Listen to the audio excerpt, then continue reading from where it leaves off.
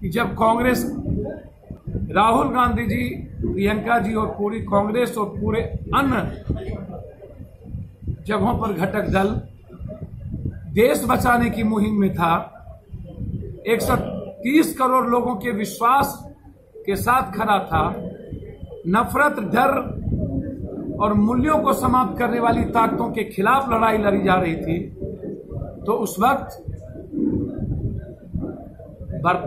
यहां के एक घटक दल ने 2020 की चुनाव की लड़ाई थी, उनकी लड़ाई बीजेपी के खिलाफ नहीं थी। इसीलिए 2020 के चुनाव में ऐसे लोगों से, ऐसे दल से परहेज करना चाहिए जो बिहार को हमेशा से ठगा है, बिहार को बांटा है,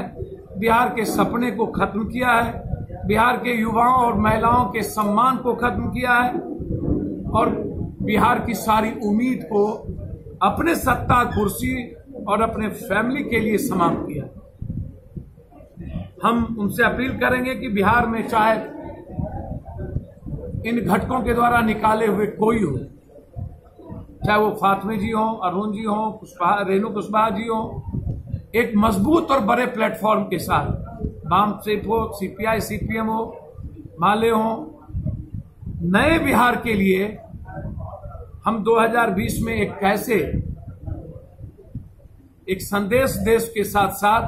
बिहार के निर्माण में कांग्रेस और इन घटक दलों की क्या भूमिका होगी, आज उसकी संभावना तलाशने की आवश्यकता है। जन अधिकार पार्टी हमेशा से बिहार की युवाओं, बिहार के गरीबों, बिहार के महिलाओं, बिहार के किसानों और बिहार की जनता की आवाज बनकर सदन, सड़क तक लड़ी। हर लोगों की उम्मीद, दर्द, पीड़ा के साथ खड़े हुए, हर व्यक्ति की सेवा, उसकी मदद, उसके न्याय, उसके संघर्ष के लिए खड़े रहे। चाहे वो यूपीएससी का मामला हो, बीपीएससी का हो, एसएससी का हो, नियोजित शिक्षक का हो, संविदा का हो, ममता का हो, आशा का हो, चाहे इंटर से जुड़ा हो, चाहे अपराध से जुड़ा हो, चाहे माफियाओं से जुड़ा हो, चाहे महिलाओं के शेल्टर हाउस से जुड़ा हुआ हो, चाहे पानी के सवाल पर हो।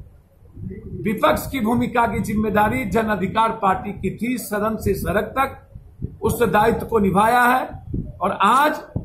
निश्चित तौर पर एक मजबूत गठबंधन की आवश्यकता है। हम चाहेंगे कांग्रेस या अन्य लोग या फिर क्या परिस्थिति 3 महीने के अंदर बनेगी,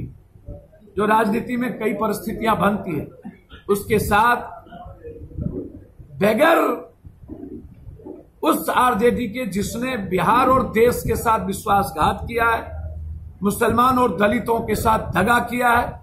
जिसने सिर्फ अपनी राजनीति, अपने अहंकार को जिंदा रखने के लिए इस लड़ाई को लड़ा है, चाहे वो लड़ाई उनकी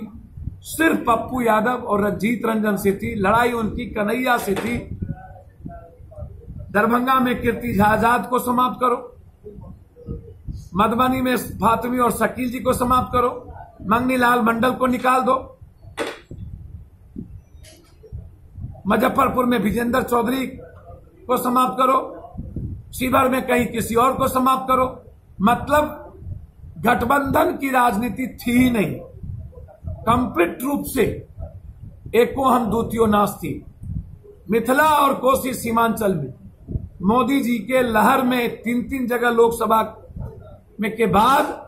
सीमांचल और मिथिला ने देश को दिशा दिया और आज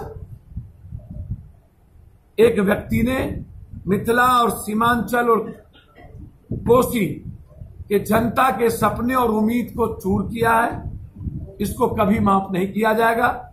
हम उम्मीद करते हैं बिहार को बचाने के लिए नए सिरे से कांग्रेस सभी संभावना को तलाशते हुए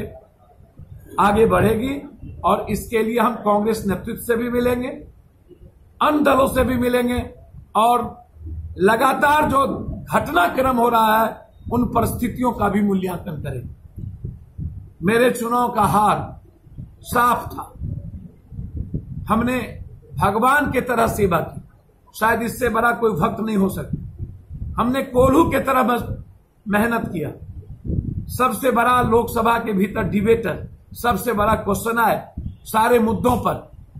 शिक्षक के लिए लड़ने के बाद भी बैलेट पेपर में बीजेपी और नीतीश कुमार जी को मिला, जिसने सपना चूर किया।